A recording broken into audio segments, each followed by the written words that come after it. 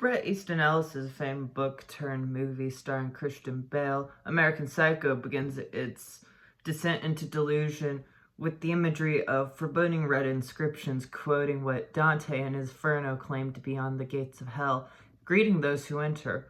Quote, "Abandon all hope, ye who enter here," unquote. Blood red, as the text details. According to Ellis, his writing portrays a psychotic episode in textual representation. Dialogues as long as Ayn Rand's monologues about anything and everything down to the smallest minute detail. Eyes viewing with obsessive compulsion, more than mere perfectionism, and endless knowledge of memorized factoids about average apparel, at least for Patrick Bateman's class. And grandiosity all the while in a state of free fall, seemingly with no ground to finally crash down onto. And never is it told in the course of the nearly 400 pages of descent if the character portrayed is psychotic by nature or developed disorder.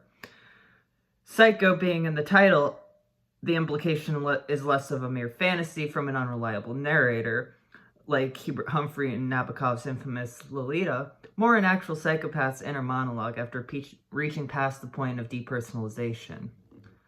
So whether the presented perspective in the book is merely embellished from insane insight or delusional delight is up to interpretation. Bret Easton Ellis has stated in interviews that Bateman is quite largely based on his own mental fugue of experience in the 1980s as a closeted, repressed homosexual.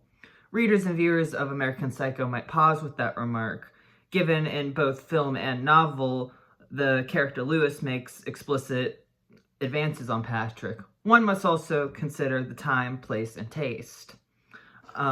Sexuality is part of the human animal, for better or worse, a procreative prerogative paired with intelligent imagination. Similarly, that Homo sapiens have animalistic impulses, harsher hobbies, often not disconnected to sexuality, is true.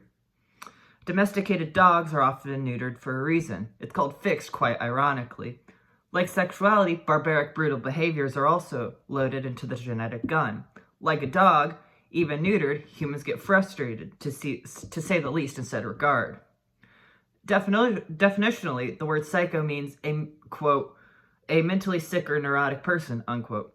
Psychotic and neurotic differ in detail, though are slight synonyms. Psychotic coming out of psycho, lending then to the term psychosis, which is defined as, quote, a major mental disorder characterized by a disintegration of personality, unquote.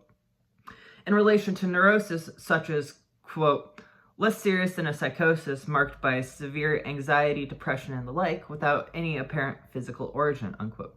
Then lending to psychoneurosis being a more direct verbiage for the idea of a neurotic individual.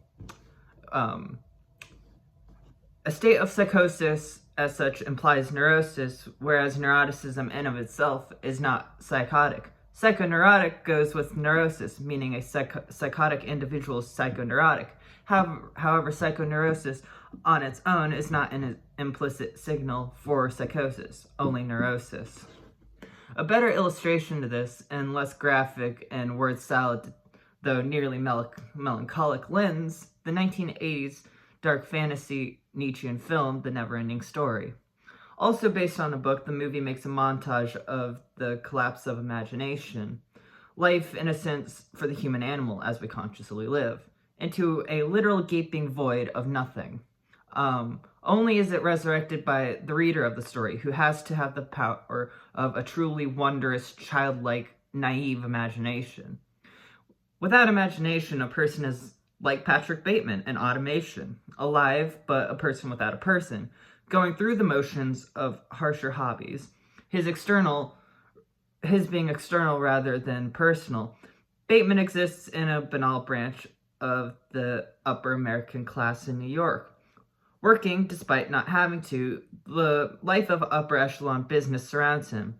And while he's shown not to be the sole solipsist in a state of decay, all around his colleagues are, consuming copious amounts of cocaine, fretting over suits and sluts, and competing over better business cards, etc. It directly gives the perspective of his own person without a person. Psychotic past the point of neurotic depersonalization. The title of the book cannot be clearer in connotation for the contents of its pages, An American Psycho.